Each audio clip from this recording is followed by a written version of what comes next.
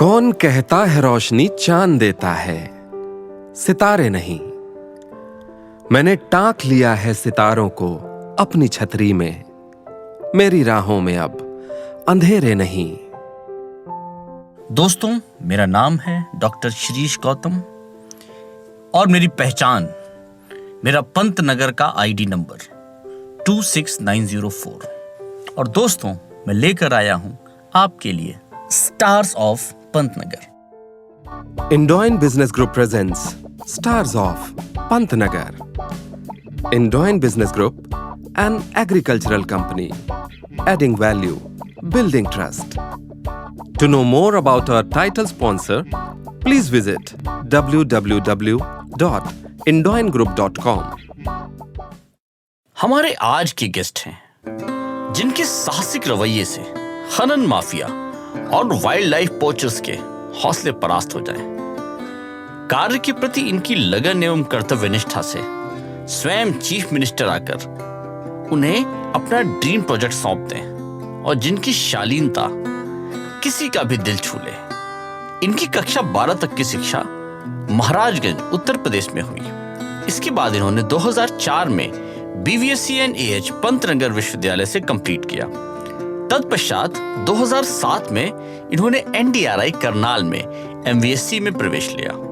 2008 से 10 के मध्य इन्होंने उत्तर प्रदेश सरकार में गवर्नमेंट वेटनरी ऑफिसर की तरह अपनी सेवाएं दी। वर्ष 2013 में इन्होंने अपने जीवन की महत्वपूर्ण उपलब्धि भारतीय वन सेवा में चयन यानी IFS का एग्जाम क्वालिफाई किया।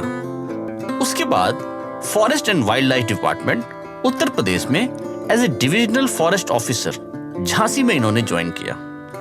वर्तमान समय में doctor Anil forest and wild life department UP में बतौर deputy director buffer zone Dudhwa tiger reserve Lakhimpur Kheri Uttar Pradesh में तैनात हैं। ये कई इंपॉर्टेंट वाइल्ड लाइफ प्रोटेक्शन से रिलेटेड प्रोजेक्ट्स में फाउंडर मेंबर रहे हैं, जैसे leopard safari, antelope safari, deer safari, beer safari और यहां तक कि यूपी गवर्नमेंट के ड्रीम प्रोजेक्ट लायन सफारी इन इटावा यूपी में भी इन्होंने अपनी महत्वपूर्ण भूमिका निभाकर पंतनगर का गौरव बढ़ाया है। इनके एफिशिएंट मैनेजमेंट स्किल से इनके टेन्योर में मैन एनिमल कॉन्फ्लिक्ट को काफी एफिशिएंटली टैकल किया गया है। परिणाम स्वरूप 100 से अधिक वाइल्ड एनिमल्स को रेस्क्यू किया गया और उनके नेचुरल हैबिटेट में रिलीज किया गया। जो बात इन्हें स्टार बनाती है वो बात है अपने सर्विस के बहुत ही कम समय में डिप्टी डायरेक्टर के पद तक पहुंचना। इनके कार्य के प्रति कर्तव्य निष्ठा और लगन को दर्शाता है। आइए स्वागत करते हैं हमारे आज के शो में डॉक्टर अनिल कुमार पटेल जी का।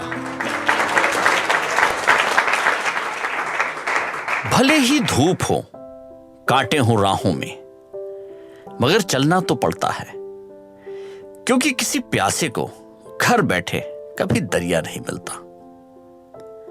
आज हम अपने गेस्ट से जानना चाहेंगे उनकी जीवन यात्रा के बारे में।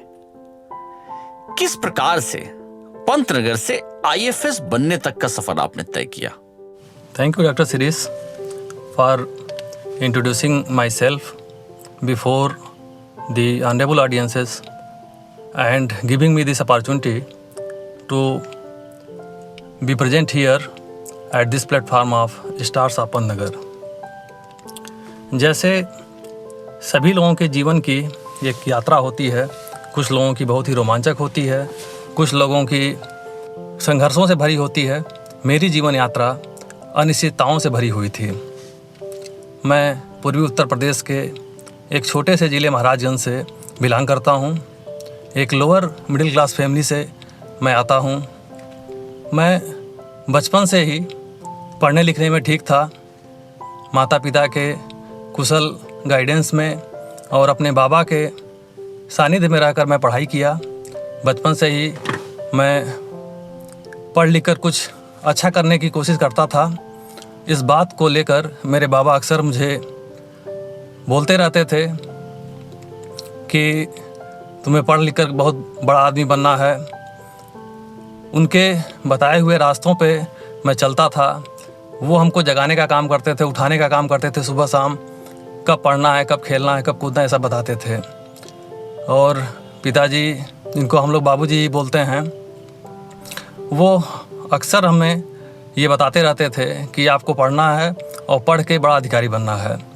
उनका कहना ये था कि जब एक किसान का बेटा इंचार्ज बन सकता है तो एक इंचार्ज का बेटा बड़ा अधिकारी क्यों नहीं बन सकता। मैं उन लोगों के कुशल नेतृत्व में पढ़ाई करता रहा और हमेशा क्लास में अव्वल आता रहा। कक्षा 7-8 तक मैं बड़ा अधिकारी बनने का सपना लेकर पढ़ाई करता था। छोटे से शहर में आने के कारण उस समय क्या करना है क्या नहीं करना है मुझे बहुत ज़्यादा नहीं पता था, लेकिन इतना एक सपना था कि मुझे बड़ा अधिकारी बनना है। जब मैं 10th में पहुंचा, उस समय बायोलॉजी और मैथ दोनों में मुझे बराबर मार्क्स मिले, लेकिन उसी दौरान हमारे एक पूजनीय गुरुजी थे, उनसे मेरे पिताजी की मुलाकात हुई। उन्होंने बोला कि आपका बेटा बायोलॉजी में बहुत अच्छा है, उसके कॉन्सेप्ट बड़ी क्लियर हैं, आप उसको CPMT की तैयारी कराइए, बहुत जल्दी ही वो डॉक्टर बन जाएगा। पहले उन्होंने मुझे सपना दिखाया बड़ा अधिकारी बनने का, फिर अचानक जो है वो हमसे बोले कि तुम्हें डॉक्टर बनना है। इंटर में उन्होंने मुझे बायोलॉजी पढ़ने के लिए प्रेरित किया। मैं अपने पिताजी के बात कभी नहीं टालता था। मैं इंटर में बायोलॉजी लिया, पढ़ाई किया। पढ़ाई करने के बाद MBBS बनने का सपना लेकर मैं महाराजगंज से इलाहाबाद पहुंच गया। इलाहाबाद 1 साल तैयारी किया, लेकिन पहली बार में मैं केवल BAMS की रैंक हासिल कर सका। एक बार फिर बाबूजी से मैंने रिक्वेस्ट किया कि मुझको एक मौका और दीजिए, मैं अगली बार MBBS बन के दिखाऊँगा। इसी दौरान पंतनगर का एंट्रेंस मुझे देने का मौका मिला। मैं पंतनगर का एंट्रेंस दिया और पंतनगर की वादियों में मैं पहुंच गया। पंतनगर से मैंने 1999 से 2004 तक BBSc एंड AH किया। वहाँ पे 5 साल कैसे बीत गए पता ही नहीं चला। फिर PG करने के लिए मैं 1 साल मथुरा गया, फिर JRF वहाँ से क्वालिफाई किया। मैं NDRI करनाल पहुँच गया। 2007 में मैं NDRI करनाल पहुँचा और इसी दौरान 2004 में ही मेरी शादी हो गई थी। मेरे पास अब एक असमंजस की स्थिति थी कि मुझे आगे पढ़ाई करनी है या कोई जॉब करनी है। मन तो यही होता था कि अब प्राइवेट जॉब करें, लेकिन उसी दौरान मेरे बड़े भैया श्री श्रवण पटेल जी, उन्होंने हमको फ़ोन किया। उनका कहना ये था कि कोई प्राइवेट जॉब नहीं करना है, परिवार की कोई चिंता नहीं करनी है, मैं उनकी देखभाल करूँगा, आपको दिल्ली जाना है, वहाँ पे तैयारी करनी है। उसी दौरान हमारे बुआ के एक लड़के हैं प्रदीप पटेल भैया, वो PCS का प्री निकाल रहे थे, मेंस लिख रहे थे। तो मेरे बड़े भैया का स्टेटमेंट यही था कि जब प्रदीप जैसे एक एवरेज स्टूडेंट द्वारा इस तरह से स्टेट PSC क्वालिफाई जब वो कर सकते हैं तो तुम क्यों नहीं कर सकते। बोले आपको कुछ नहीं करना है, सीधे आप दिल्ली पहुंचिए, वहाँ तैयारी करिए। जिस दिन मेरा कन्वोकेशन था NDRI में, उसके अगले दिन ही मैं दिल्ली पहुंच गया। वहाँ पे मेरा बचपन का एक दोस्त हेमंत पांडे, वो भी सिविल की तैयारी करता था और मेंस लिखता था। मैं उसके पास पहुंचा, उसके साथ में मैं रहना शुरू किया। चूँकि भैया ने हमको वहाँ पे भेजा था दिल्ली में, तो एक प्रेशर था मेरे ऊपर कि हर हाल में मुझे पहले अटेम्प्ट में ही सिविल सर्विस निकाल लेना है। मैं जी भर के वहाँ मेहनत किया और उसका नतीजा ये निकला कि मैं पहले ही अटेम्प्ट में प्री क्वालिफाई किया, लेकिन लंबी सीटिंग होने के कारण मैं अपने शरीर से कमज़ोर हो गया। मुझे लंबर स्पॉन्डिलोसिस की प्रॉब्लम हो गई। मेरा दोस्त बोला करता था कि भाई शरीर रहेगी तो पढ़ाई आगे भी होती रहेगी, लेकिन मुझको तो बस केवल एक ही जुनून था कि भैया ने हमें भेजा है तो हर हाल में मुझे पहले अटेम्प्ट में ही क्वालिफाई करके दिखा देना है। प्री देने के बाद फिर मैं डॉक्टर के पास गया। डॉक्टर से जब कंसल्ट किया तो डॉक्टर ने कहा कि आप 2 महीने के लिए बेड रेस्ट पे जाइए, नहीं तो आपके पूरी जो बॉडी है वो ख़राब हो जाएगी। घर वालों को मैंने फ़ोन किया, फिर मैं घर पहुंचा। 2 महीने तक मैं घर पे रहा और उसके बाद जब प्री का रिज़ल्ट आया तो उसमें मैं क्वालिफाई कर चुका था। अंदर से मुझे इतनी खुशी मिली कि जो भी 2 महीने का जो मेरा दर्द था वो दूर हो गया। मैंने लोगों से, फिर जो सीनियर थे उनसे बात किया। उनका कहना ये था कि बहुत बिरले लोग होते हैं जिनको मेंस लिखने का मौका मिलता है, लाखों में लोग प्री लिखते हैं, हज़ारों में मेंस लिखते हैं।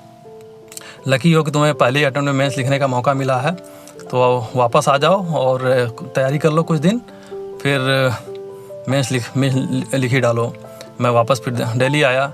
दिल्ली आने के बाद मैं बैठ नहीं पाता था, लेट के मैं पढ़ाई किया उस समय, कभी पेट के बल कभी पीठ के बल, और एग्ज़ाम दिया। लेकिन चूँकि तैयारी पूरी नहीं हो पाई थी तो मुझको पता था कि मैं क्वालिफाई नहीं कर पाऊँगा, लेकिन अंदर से कॉन्फिडेंस ज़रूर आ गया कि मैं अब अगला अटेम्प्ट अगर दूंगा तो पक्का जो है निकाल लूँगा।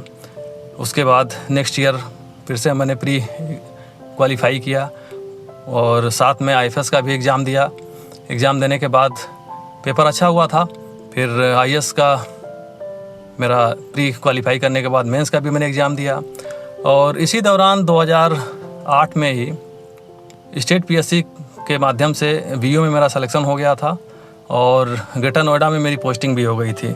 चूँकि मेरी शादी 2004 में हो गई थी तो मेरी धर्मपत्नी अब जिद पे थी कि बहुत दिन हो गया, अब हम आपके साथ रहेंगे, अब तो आपको नौकरी भी मिल गई।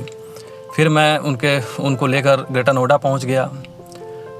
अगर आप देखेंगे तो मेरा करियर शुरू हुआ महाराजगंज से इलाहाबाद, इलाहाबाद से पंतनगर, पंतनगर से मथुरा, करनाल होते हुए दिल्ली, दिल्ली से ग्रेटर नोएडा में जैसे ही धर्मपत्नी का पदार्पण हुआ तो हर साल जो IAFS का रिज़ल्ट आता था वो फरवरी के महीने में आता था, लेकिन उस साल रिज़ल्ट दिसंबर के महीने में आया और मैं क्वालिफाई कर चुका था, इंटरव्यू का आ गया था।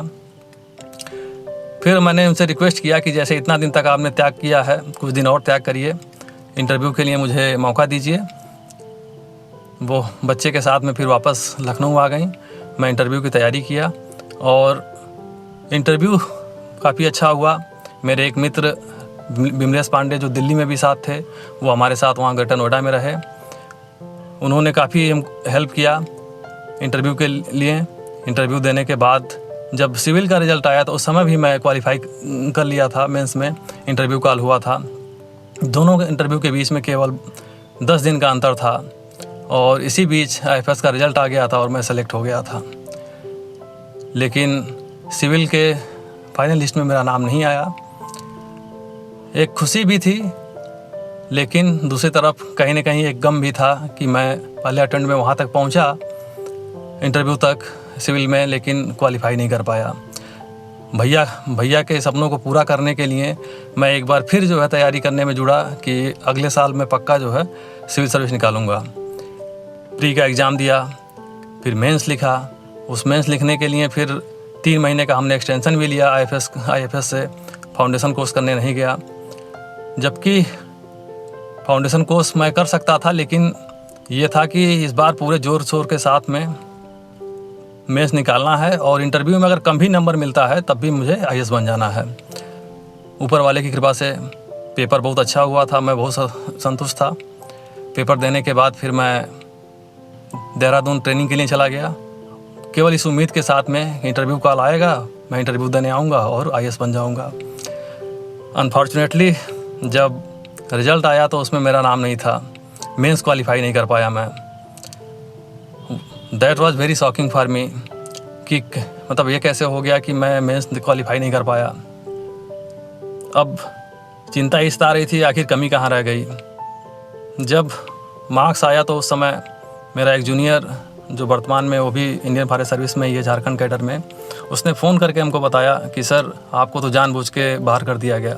हमने कहा ऐसा क्यों भाई, हमारी किसी से क्या दुश्मनी हो सकती है? तो बोला नहीं सर, आपके बाकी सब्जेक्ट में बहुत अच्छे नंबर हैं, एक सब्जेक्ट में आपके केवल 27 नंबर आए हैं। तो मैंने पूछा किस सब्जेक्ट में, तो उसने बोला जूलॉजी फर्स्ट पेपर में only 27 marks you have got. जिस सब्जेक्ट को लेकर मैं IAFS में सेलेक्ट हुआ था, 1 साल पहले इंटरव्यू दिया था और उसमें केवल 27 नंबर पाना, ये हमारे लिए मतलब बहुत ही शॉकिंग था। और जैसा कि जब मैं तैयारी करने गया था तो उस समय बोला जाता था कि UPSC जो है अनिश्चितताओं से भरा हुआ है, लेकिन मैं नहीं मानता था। मैं तो यही सोचता था कि अगर मैं मेहनत करूंगा तो पक्का उसका फल मिलेगा। लेकिन जब मैं 27 नंबर पाया तो उस समय मानने को तैयार हो गया कि वास्तव में जो UPSC है वो अनिश्चितताओं से ही भरा हुआ है। उसके बाद मैं फिर आगे एग्ज़ाम देने के हिम्मत जुटा नहीं पाया और फिर यही सोचा कि शायद नीयत को यही मंजूर है कि मैं फॉरेस्ट सर्विस में ही जाऊं और वहाँ पे कुछ अपना जो भी ज्ञान पंतनगर में मैंने अर्जित किया है उसको इस फॉरेस्ट सर्विस में इम्प्लीमेंट करूं। ट्रेनिंग मेरी कंप्लीट हुई, उसके बाद मैं यूपी का ऑर्डर हमको मिला था तो मैं लखनऊ आया, वहाँ से फिर Jhansi on the job training के लिए गया। फिर पहली पोस्टिंग मेरी इटावा लायन सफारी में हुई। उस समय यह इटावा लायन सफारी राष्ट्रीय चंबल सेंचुरी प्रोजेक्ट आगरा के अंतर्गत हुआ करता था। तो डीएफओ चंबल के पोस्ट पे मेरी पहली तैनाती हुई। वहाँ पे 14 फरवरी 2014 वैलेंटाइन डे के दिन मैंने ज्वाइन किया। जब वहाँ पहुँचा तो पता चला कि लायन सफारी और चंबल दोनों हमको एक साथ देखना है। मतलब एक साथ वैलेंटाइन डे के दिन हमको दो प्रेयसी मिली। बीवी तो पहले ही थी। अब तीनों के बीच में सामंजस्य बैठाना मेरे लिए बहुत ही कठिन था, लेकिन फिर भी मैं अपने दोनों पोस्ट के साथ में न्याय करने की भरपूर कोशिश किया। 3 साल वहाँ पे कैसे कट गए पता ही नहीं चला। कुछ उतार चढ़ाव भी आए, काफ़ी हमने मेहनत भी किया।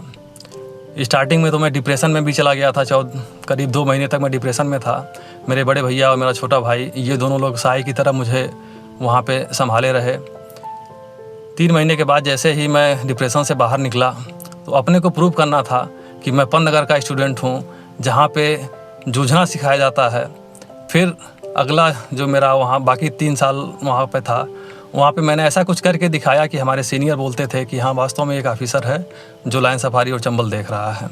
3 साल के बाद मेरी पोस्टिंग फिर वर्तमान में जहाँ पे मैं हूँ लखीमपुर खीरी में, यहाँ पे हो गया। उस समय मुझे बोला गया कि डीएफओ बन के जा रहे हो, बहुत जल्दी तुम डीडी बन जाओगे। मैं ये समझ नहीं पा रहा था कि मतलब ऐसा सेंटेंस क्यों बोला गया कि डीडी बन जाओगे।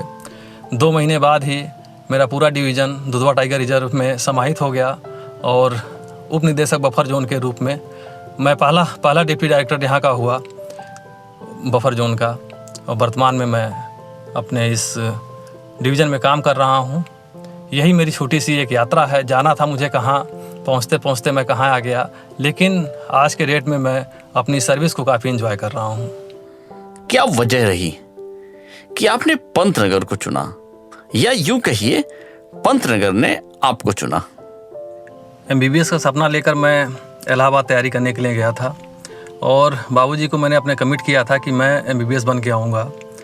पहले साल MBBS नहीं बन पाया, BMS पे ही लटक गया। फिर अगले साल अपने दोस्तों के साथ में जब फॉर्म अप्लाई कर रहा था तो वो लोग पंतनगर का भी फॉर्म भर रहे थे। मैं भरने के लिए राज़ी नहीं था। मैं तो बस यही सोच रहा था कि मुझे MBBS बनना है। बाबूजी को जो हमने कमिट किया है उनके सपनों को पूरा करना है। लेकिन दोस्तों के कहने पे मैं पंतनगर का फॉर्म भरा। फॉर्म भरने के बाद उनका ये रिक्वेस्ट था कि भाई अप्लाई कर दो और हो सकता है सेंटर हम लोगों का एक ही पड़ जाए तो थोड़ा बहुत हम लोगों को हेल्प मिल जाएगा, या तैयारी में जो है पंतनगर का जब एंट्रेंस होगा तो उसकी तैयारी में भी हम लोगों को हेल्प कर देना। तो उनकी बात मान के मैंने अप्लाई कर दिया। एग्ज़ाम का डेट आया, जब एडमिट कार्ड आया तो पता चला कि हम 4 मित्र थे, चारों मित्र का अलग अलग सेंटर पड़ गया। अब हमारे लिए वो दुविधा हमारे सामने था कि एग्ज़ाम देने जाएं कि ना जाएं। दोस्तों के कहने पे ही मैं फिर एग्ज़ाम देने चला गया। जैसे इलाहाबाद में अपने रूम पे मैं पढ़ता था, सेम उसी तरह से एग्जामिनेशन हॉल में भी पहुंचा। बड़े ही गंभीर मुद्रा में बैठ के जैसे रूम में क्वेश्चन सॉल्व करता था, उसी तरह से वहाँ एग्जामिनेशन हॉल में क्वेश्चन सॉल्व किए।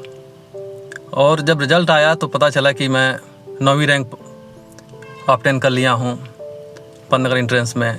बाकी मेरे जो तीनों दोस्त थे उसमें से एक का वेटिंग लिस्ट में नाम था, बाकी 2 लोग क्वालिफाई नहीं कर पाए। जैसे ही पता चला बाबूजी को कि मेरी रैंक 9वीं है और मैं पंतनगर के लिए क्वालिफाई कर लिया हूँ, उनको एक खुशी मिली।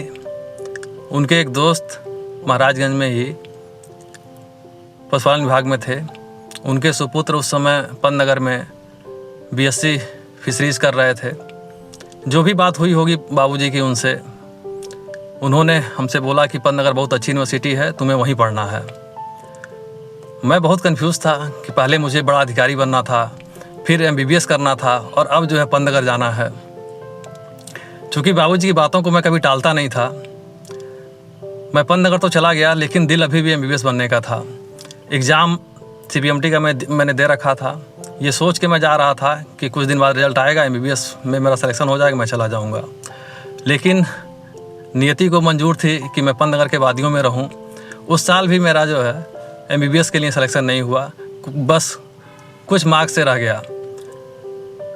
मन में तमन्ना MBBS बनने की थी। वहाँ पे BBSc DH में कर रहा था। कुछ सीनियर से हमने बात किया कि सर हम यहाँ पे करना नहीं चाह रहे हैं, तो बोले कि तुम्हारा सपना क्या है। तो उनको हमने अपने बाबूजी के सपने के बारे में बताया कि वो मुझे बड़ा अधिकारी बनाना चाहते थे। तो जो मेरे सीनियर थे उन लोगों ने बताया कि इससे अच्छा अपॉर्चुनिटी तुमको नहीं मिलेगी, तुम यहाँ पे UG करो, उसके बाद जो भी तुमको बनना है उसके बाद आप बन सकते हो। मैं पंतनगर में पढ़ता रहा, फर्स्ट ईयर से लेके फाइनल ईयर तक। केवल मैं क्लास करता था, क्लास में अपना नोट्स बनाता था, किसी दूसरे का लिखा हुआ नहीं पढ़ता था, रेगुलर क्लास में करता था और बाकी टाइम जो है केवल खेलता था। क्योंकि मैं टॉपर बनकर MBBS नहीं बन पाया। मैं बचपन से ही टॉपर था, MBBS नहीं बन पाया। यहाँ पे बिना मन से आया था बाबूजी के सपनों को पूरा करने के लिए। तो क्लास में तो मैं सिंसियर रहता था, लेकिन बाकी टाइम जो है केवल खेल कूद में मैं अपना टाइम बिताया। लेकिन पंतनगर में हमने देखा कि जो हमारे टीचर लोग थे वो इतने बढ़िया से पढ़ाते थे कि वो क्लास अगर आप अटेंड कर लिए हैं तो निश्चित ही आप बहुत अच्छा नंबर पाएंगे। मैं कभी भी ये नहीं सोचता था कि जितना मैं पढ़ाई कर रहा हूँ पंतनगर में उससे मैं टॉप कर जाऊँगा। टॉप करने का कभी भी मुझे ख्वाहिश था ही नहीं पंतनगर में, जबकि उसके पहले हमेशा रहा। मैं कभी किसी को अपने आगे नहीं जाने देता था, लेकिन वहाँ आने के बाद टॉप करने की जो ख्वाहिश थी वो ख़त्म हो गई, बस केवल पास होना था। लेकिन पंतनगर में पढ़ाई के अलावा बाकी कुछ हमको मिला। मैं फर्स्ट ईयर से ही वॉलीबॉल जो टीम थी वहाँ की यूनिवर्सिटी की उसमें रहा, बैडमिंटन टीम में मैं यूनिवर्सिटी की बैडमिंटन टीम में रहा। तो खेल कूद में मेरी रुचि हमेशा रही। दिन भर क्लास करना, सुबह 8 बजे से लेकर शाम को 5 बजे तक। उसके बाद जब तक उजाला रहा तब तक वॉलीबॉल खेलते थे, अंधेरा हो जाता था तो भी हम बैडमिंटन खेलना शुरू कर देते थे। और सुबह 4 बजे मैं जग के स्टेडियम चला जाता था, वहाँ भी बैडमिंटन खेलता था। उस समय बहुत अच्छे कोच हुआ करते थे। तो पंतनगर के जो 5 साल की जो लाइफ थी, खेलने कूदने और पढ़ने में कैसे बीत गया वो आज भी मेरे जहन में है। और इस शो के माध्यम से पंतनगर को फिर से जीने का मौका आपने मुझको दिया।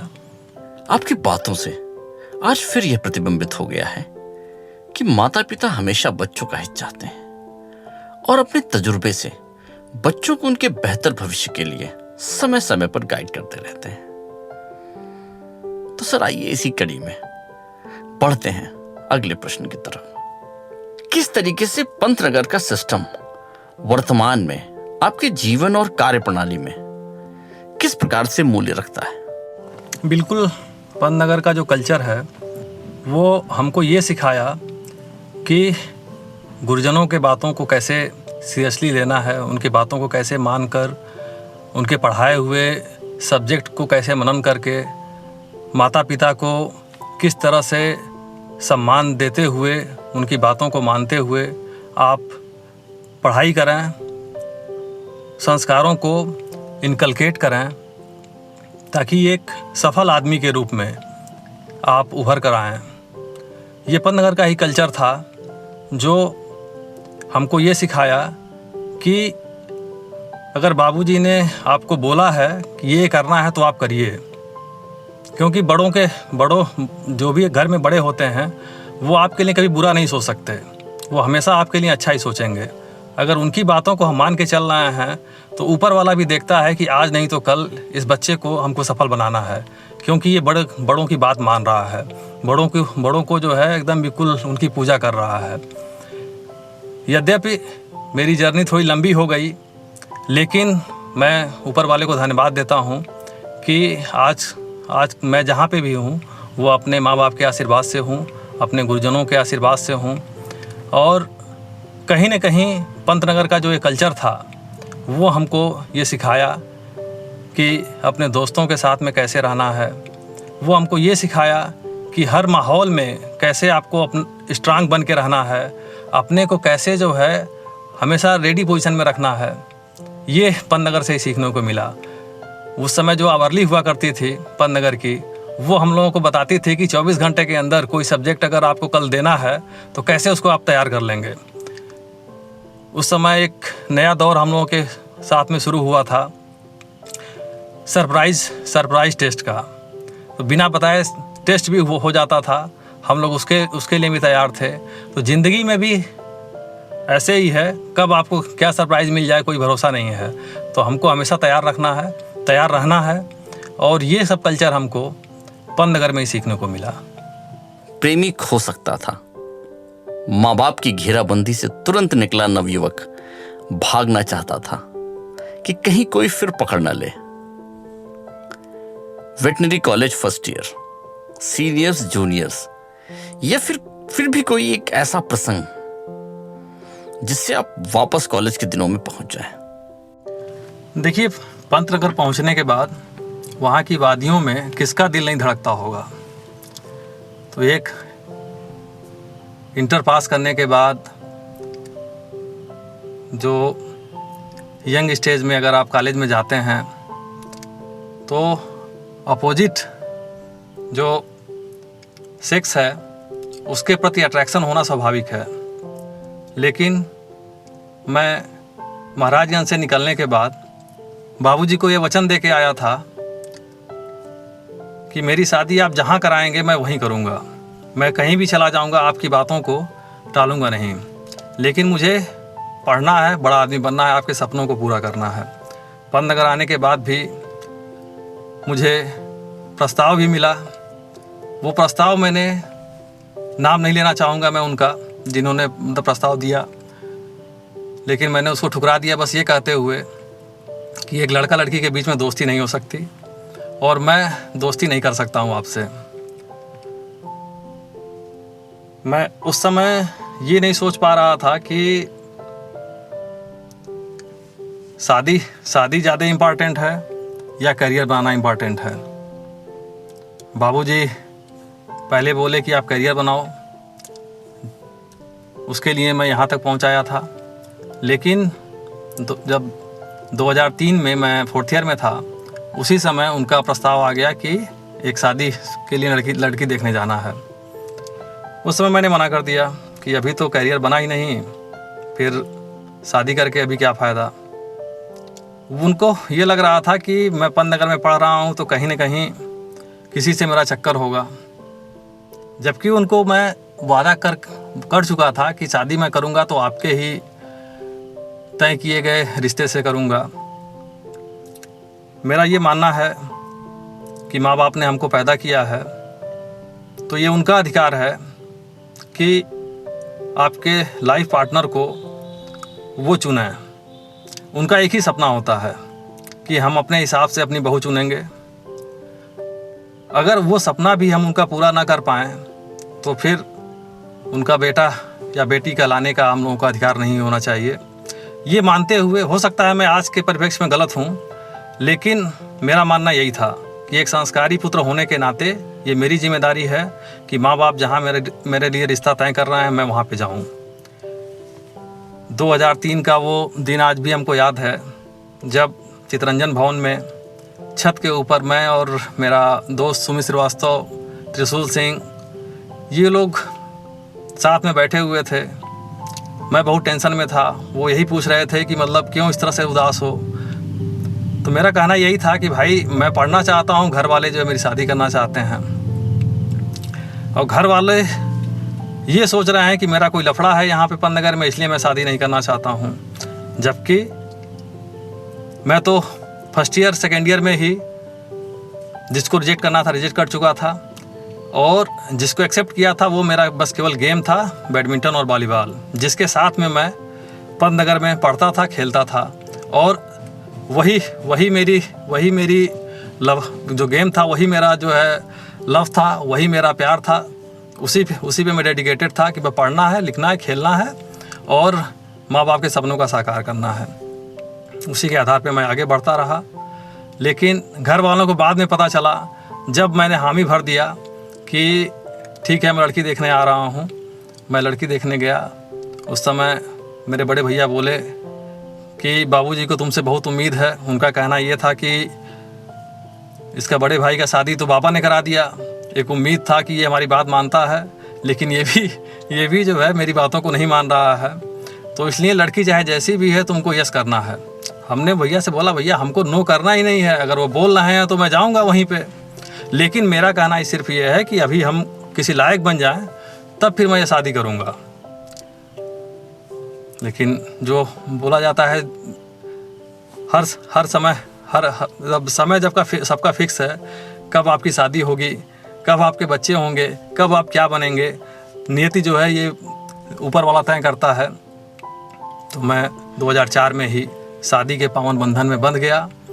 उस समय इंटर्नशिप ही कर रहा था और मेरी लाइफ जो है 2004 से सिंगल से डबल में कन्वर्ट हो गया।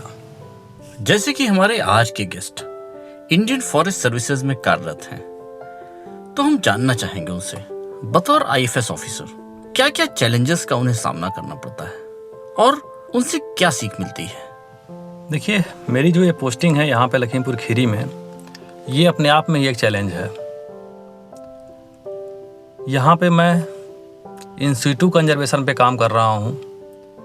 जंगल के अंदर जानवर जो वन्य जीव हैं वो स्वच्छंद विचरण करते हैं।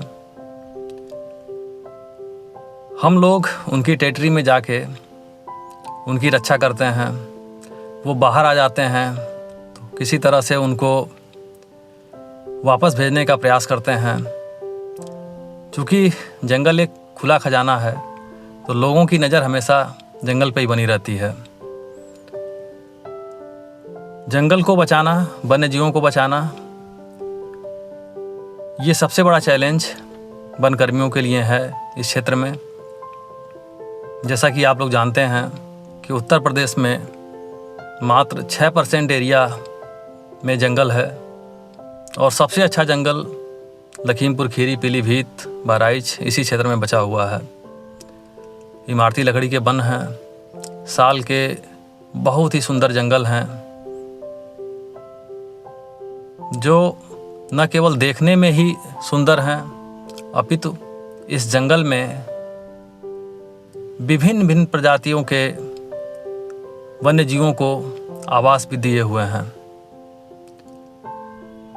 जंगल यहाँ का जो इन्वायरमेंट है उसको भी अपने आप में एक यूनिक बनाता है।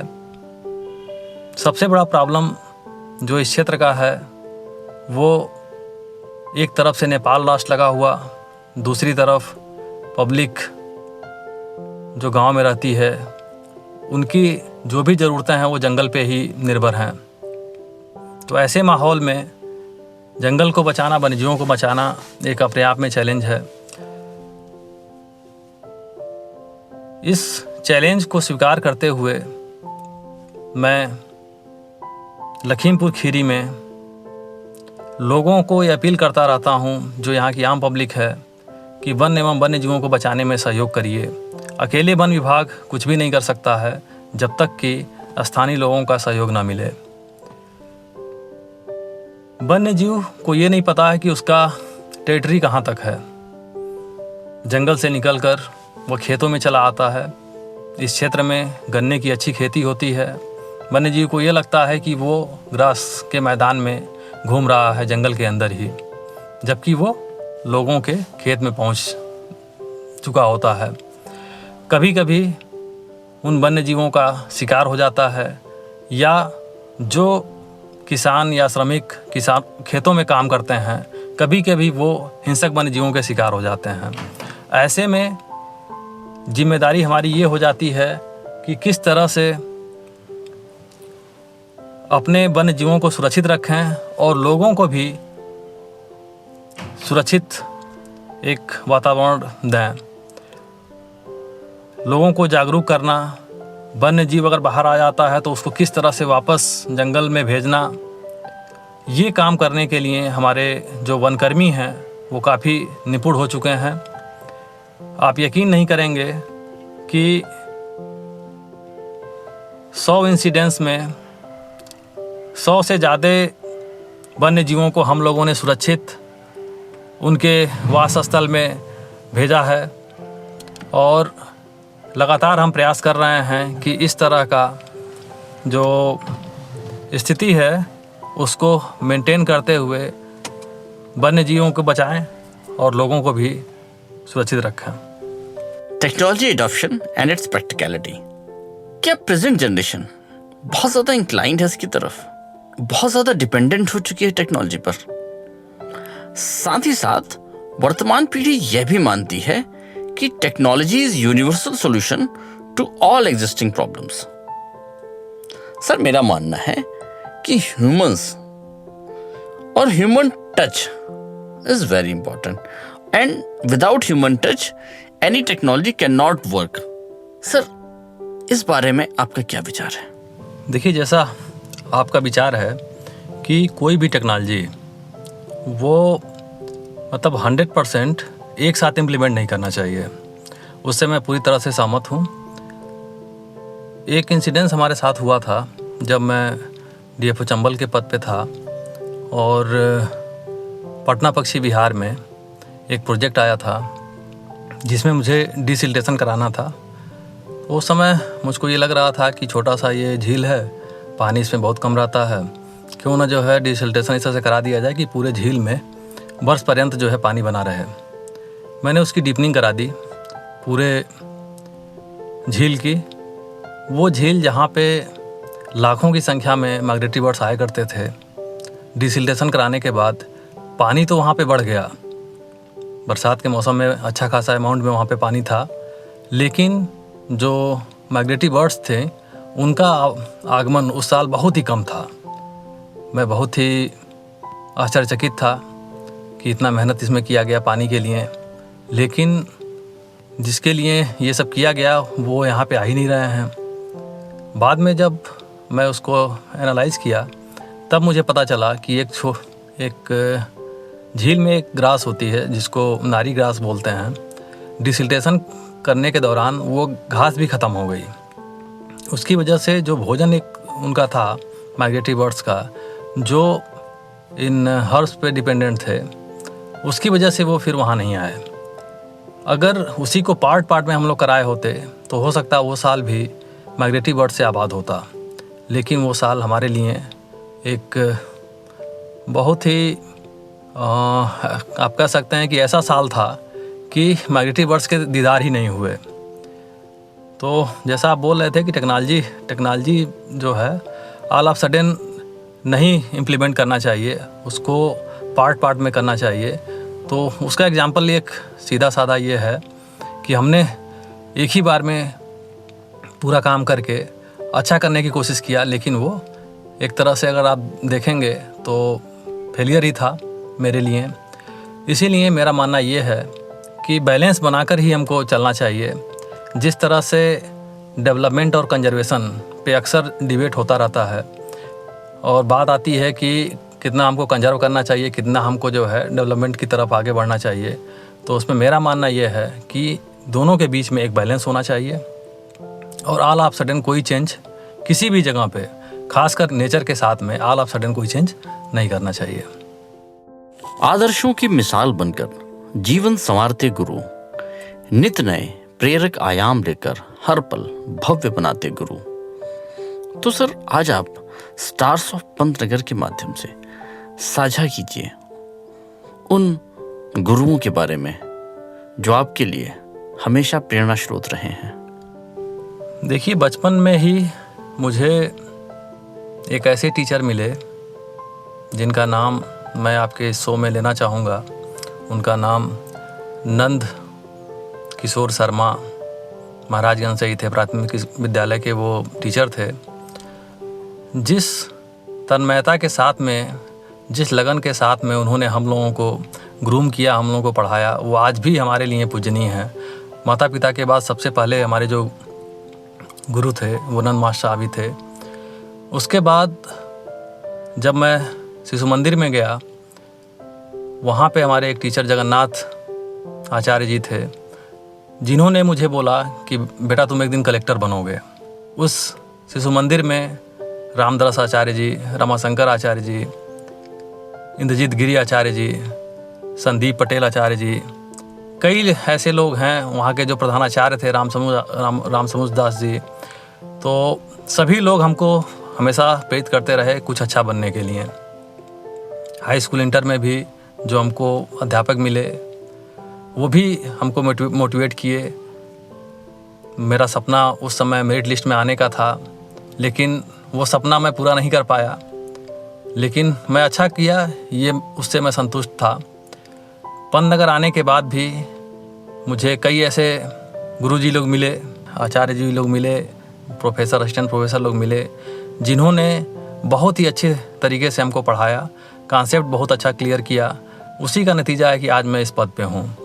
जीके सिंह सर, जिन्होंने हमको एनाटॉमी पढ़ाया, पीएस बनर्जी सर, जिन्होंने पैरासिटालॉजी पढ़ाया, मेरे मेडिसिन के प्रोफेसर, आप ये कह सकते हैं कि सब्जेक्ट को कैसे पढ़ाना है वो कला में वो लोग पारंगत थे। उनके सानिध्य में रहकर पढ़ाई करने का मुझे मौका मिला।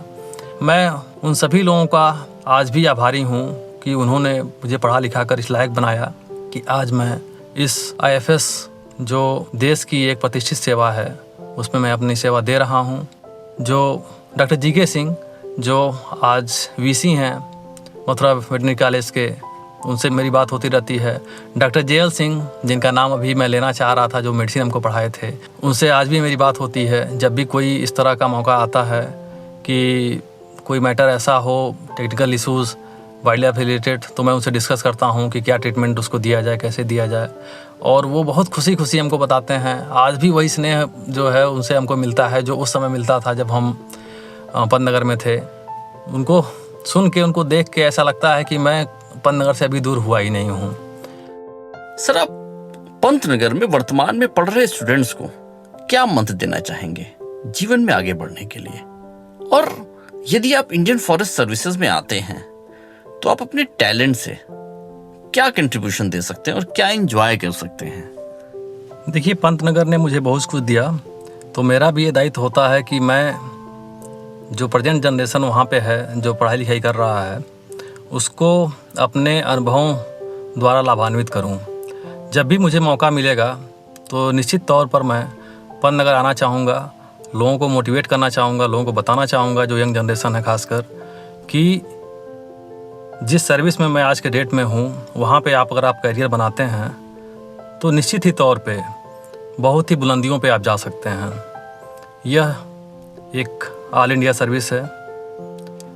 माननीय राष्ट्रपति महोदय द्वारा अपॉइंटमेंट दिया जाता है। अपॉइंटमेंट में ही लिखा रहता है कि पूरे भारत में आप कहीं पे भी आपको नियुक्त किया जा सकता है। भारत के अलावा विदेशों में भी आपकी सेवा ली जा सकती है। यूनाइटेड नेशन में भी अगर आपका अच्छा करियर है तो आप यूनाइटेड नेशन में भी जाके अपनी सेवाएं दे सकते हैं। अभी हाल में ही हमारे एक सीनियर श्री रमेश पांडे सर, उनको UN द्वारा अवार्ड दिया गया। उन्होंने यहीं पे फील्ड डायरेक्टर के पद पे 1 साल तक सेवाएं अपनी दी। उनके साथ 1 साल का मेरा जो टेन्योर था वो काफ़ी याद करने लायक है। उनसे मुझे बहुत कुछ सीखने को मिला। टैलेंट किसको कहते हैं, उनसे मुझे जानने को मिला। तो आपके इस प्लेटफॉर्म के माध्यम से मैं जो नई पीढ़ी है उनको ये विश्वास दिलाना चाहता हूँ, उनको यकीन दिलाना चाहता हूँ कि जब भी आप हमको याद करेंगे, मैं आप लोगों को गाइड करने के लिए तैयार हूँ। क्योंकि पंतनगर ने मुझे बहुत दिया है, तो मेरा दायित्व ज़रूर बनता है कि मैं वहाँ की मिट्टी को, उस यूनिवर्सिटी को अपना कुछ योगदान ज़रूर दूँ। सर, प्राइवेट जॉब या IFS? देखिए, वर्तमान में मैं IFS हूँ, तो IFS को ही चूज़ करूँगा। प्राइवेट जॉब में जो खुशियाँ होती हैं वो स्क्वायर फीट में होती हैं, और IFS अगर आप बन जाते हैं तो खुशियाँ आपको एकड़ में मिलती हैं। सर, आपको जानकर हर्ष होगा कि पंतनगर ने एक इंक्यूबेशन सेंटर को शुरू किया है।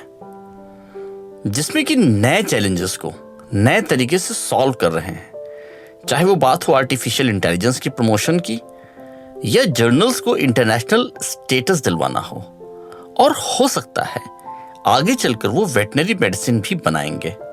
ऐसा कुछ प्लान किया जा रहा है बाय ग्रूमिंग एनी स्टार्टअप और बाय मींस ऑफ फंडिंग। तो सर, आप अपने एक्सपीरियंस से बताएं कि किस प्रकार से चैलेंजेस आ सकते हैं। देखिए, वाइल्ड लाइफ जो फील्ड है वो अपने आप में एक नया फील्ड है। इसमें अभी जहाँ तक मैं समझ पा रहा हूँ बहुत ही कम काम हुआ है। अगर पंतनगर में इस तरह का इनिशिएटिव लिया जा रहा है तो डेफिनेटली जो ये क्षेत्र है वाइल्ड लाइफ मेडिसिन या मैनेजमेंट कॉन्फ्लिक्ट को मॉडर्न तरीके से कैसे हैंडल किया जाए, तो ये सब जो प्रॉब्लम है या जो इश्यूज़ हैं उसको भी इस स्टार्टअप जो पंतनगर में शुरू किए जा रहे हैं उसमें इंक्लूड किया जा सकता है।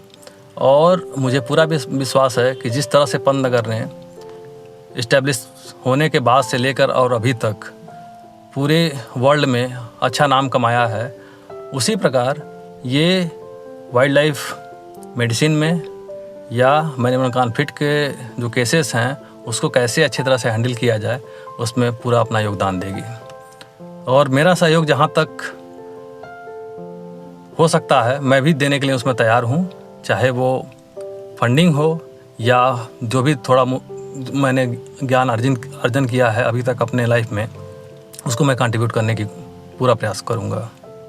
Your feedback is valuable for us, ताकि हमें पता लगे कि हम ऐसा क्या करें कि हम इस मुहिम को बाकी लोगों तक पहुंचा सकें। डॉक्टर सीरीज, सबसे पहले तो मैं आपको धन्यवाद दूंगा कि आप लखनऊ से चलकर लखीमपुर आए और मुझसे मेरे वर्तमान के बारे में जानने के साथ साथ मुझको मेरे अतीत तक लेके गए। ये बहुत ही अच्छी पहल है कि आप लखीमपुर में आके और हमसे यहाँ के बारे में जानना चाह रहे हैं।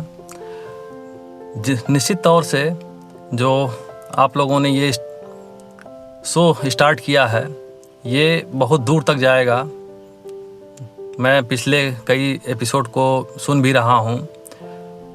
दिन प्रतिदिन जो है उसमें नए नए लोग जुड़ रहे हैं, नई नई कहानियाँ उभर के आ रही हैं। तो आपका यहाँ पे आना, मेरी बातों को रिकॉर्ड करना, ऑनरेबल ऑडियंसेस तक मेरी बातों को पहुँचाना, पुराने यादों में मुझको लेकर जाना, ये निश्चित ही मेरे लिए बहुत ही गर्व की बात है। जितने भी मेरे बैचमेट या सीनियर जो मुझको सुन रहे हैं, सभी लोगों को मैं इनवाइट करूंगा कि आप लोग भी लखीमपुर आइए और दुधवा टाइगर रिजर्व जो यूपी में स्थित है, इसकी जो सुंदरता है उसको निहारिए। मुझको एक मौका दीजिए ताकि मैं आप लोगों की सेवा कर सकूं। इस जगह पे रहते रहते आप सभी लोगों का मैं स्वागत करूंगा। लखीमपुर के इस धरती पर दुधवा टाइगर रिजर्व के एक टाइगर रिजर्व में जो भी मैं सेवा कर सकता हूं, मैं आप लोगों की सेवा करूंगा। सभी लोगों को मैं इनवाइट करता हूं इस प्लेटफॉर्म के माध्यम से। अब आज सीरीज आए, उम्मीद करते हैं कि बाकी मेरे जो भूले बिछड़े जो दोस्त यार हैं, मेरे सीनियर हैं, सब लोग आएँ और यहाँ की सुंदरता को देखें। फॉरेस्ट से लगे हुए इलाके जहाँ पर ह्यूमन हैबिटेट है, वहाँ पर एग्रीकल्चर भी होता है और लोगों की आबादियाँ भी हैं।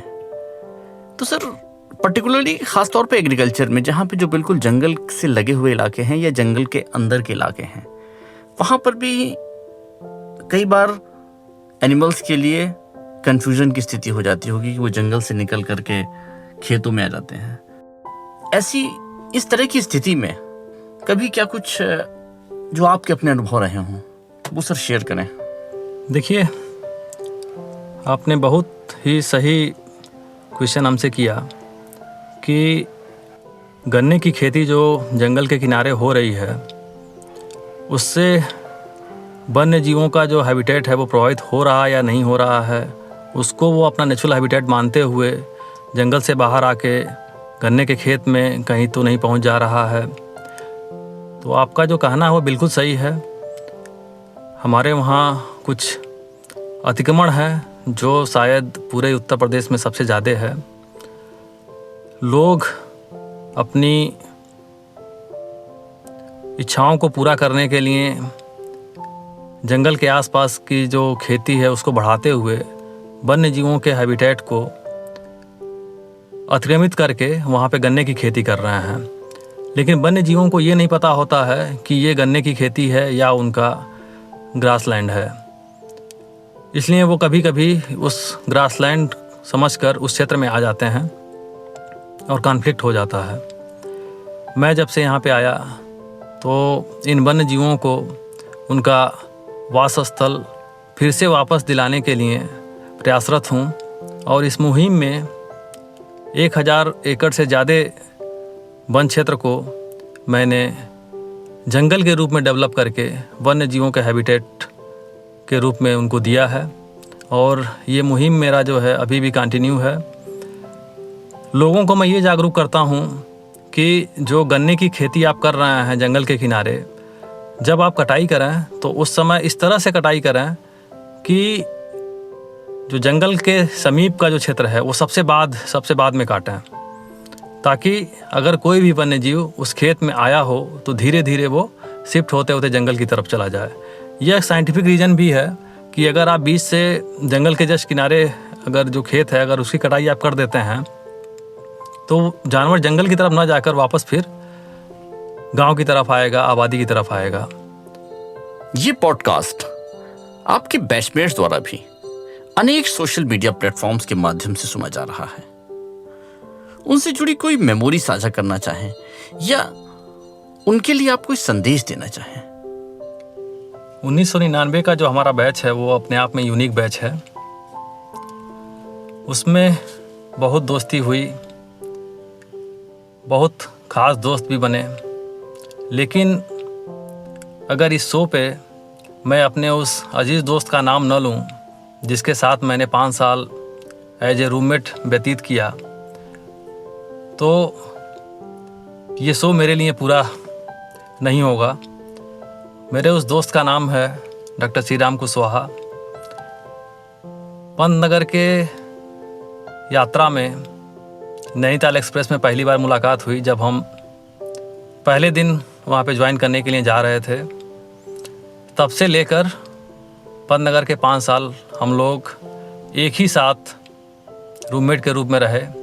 यद्यपि मुझे 4th ईयर में विंग काउंसलर बनने का मौका मिला, मुझे अकेले रूम अलाट हुआ, लेकिन अपने उस दोस्ती को निभाने के लिए मैंने कुशवाहा को बोला कि भाई तुम किसी और के साथ में क्यों रहोगे, तुम हमारे साथ ही रहोगे। उसका भी मन था लेकिन वो बोल नहीं पा रहा था। लेकिन मेरा मित्र जो बहुत ही अजीज़ था, हमेशा हंसमुख पर्सनालिटी का मेरा दोस्त, वो आज भी मेरे लिए अजीज़ ही है। इसके अतिरिक्त doctor Sumit Srivastava, doctor Trishul Singh, doctor Ramesh Yadav, doctor Vinod Yadav, doctor Rajesh, doctor Mithilesh, Gyandev Singh, doctor Ram Lakhan, doctor Ramakant, Rishikant, ऐसे कुछ मेरे ख़ास दोस्त हैं। बाकी जितने भी बैचमेट थे सभी लोग मेरे ख़ास हैं, लेकिन कुछ ही दोस्तों का मैं नाम ले पा रहा हूँ इस आपके शो में। ये मेरे लिए बहुत ही ख़ास थे। उनके साथ मैं 5 साल चुटकियों में ऐसे गुजर गया, पता ही नहीं चला। त्रिशूल सिंह तो मेरे ऐसे दोस्त थे, त्रिशूल सिंह, मैं और कुशवाहा, जो कुछ चीज़ें ऐसी थी जो बस केवल हम ही 3 जानते थे और कोई चौथा नहीं जानता था। राम लखन जो हमारे बैच के कृष्ण कन्हैया थे। आपके शो के माध्यम से बताना चाह रहा हूँ कि राम लखन को पहला जो लव लेटर अगर गर्ल्स हॉस्टल से आया था तो राइटिंग वो मेरी थी। शायद आज भी डॉक्टर राम लखन को ये पता नहीं होगा। ये कुछ ऐसे खुलासे हैं जो आपके शो के माध्यम से मैं कर रहा हूँ। हो सकता है डॉक्टर रामलखन आज के डेट में उसको बुरा माने, लेकिन उस समय लड़कपन कहिए या हंसी मजाक कहिए, वो लेटर मैंने अपने हैंडराइटिंग से लिख कर भेजा था। उसको पत्र को पाकर जो खुशी डॉक्टर रामलखन के चेहरे पे था, मैं और कुशवाहा उसको देख के इतना खुश हुआ। किसी का दिल कैसे जुड़ता है, कैसे टूटता है, वो एक लेटर जो है वो गवाह था। जैसे कि लखीमपुर के सुंदर वातावरण में ये रिकॉर्डिंग की जा रही है और ऊपर से 2 पंत नगरियन साथ में बैठे हों, तो आप समझ सकते हैं माहौल। मन तो नहीं है, लेकिन हर चीज का समय होता है। तो सर, चलते चलते कुछ कहना चाहेंगे श्रोताओं के लिए, कोई संदेश? देखिए, नौकरी आप चाहे जो भी कर लें, लेकिन अगर आपके पास दोस्त नहीं है तो फिर वो नौकरी किसी काम की नहीं। पंतनगर में हम लोगों को दोस्त ही मिलते हैं जो ताउम्र याद रहते हैं। तो चलते चलते मैं अपने सभी बैचमेट को याद करना चाहूँगा,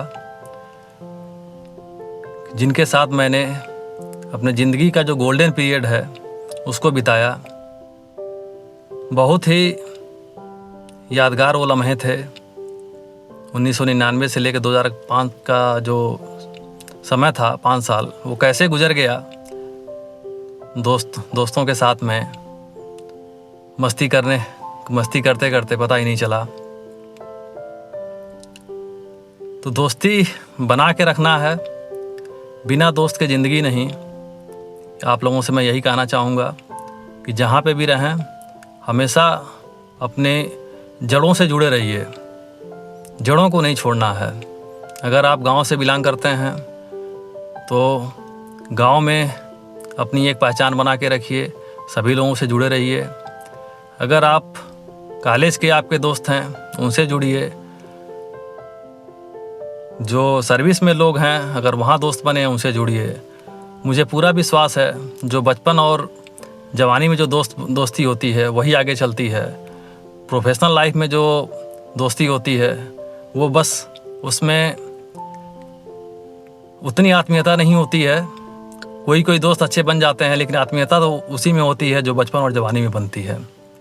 तो अपनी ये दोस्ती बरकरार रखिए, अपने दोस्तों को हमेशा याद करते रहिए। यही मैं आप लोगों से कहना चाहूँगा। We thank our title sponsor, Endoin Business Group, for making this podcast possible. दोस्तों, आज के एपिसोड की script writing stars of Pantnagar की प्रोडक्शन इंटर्न मनीषा चमोली जी ने की थी, जिसके लिए उनको बहुत बहुत धन्यवाद। तो दोस्तों, ये थे हमारे आज के गेस्ट डॉक्टर अनिल कुमार पटेल साहब, जिन्होंने बतौर IFS अपने कैरियर में बहुत सारे परचम लहराए और पंतनगर को एक बार फिर गौरवान्वित होने का मौका दिया। आज के एपिसोड में इतना ही। अगले हफ्ते हम फिर मिलेंगे एक नई पर्सनैलिटी के साथ, एक नए सितारे के साथ। आज ही के दिन, आज ही के समय, स्टार्स ऑफ पंतनगर में। Till then, keep shining.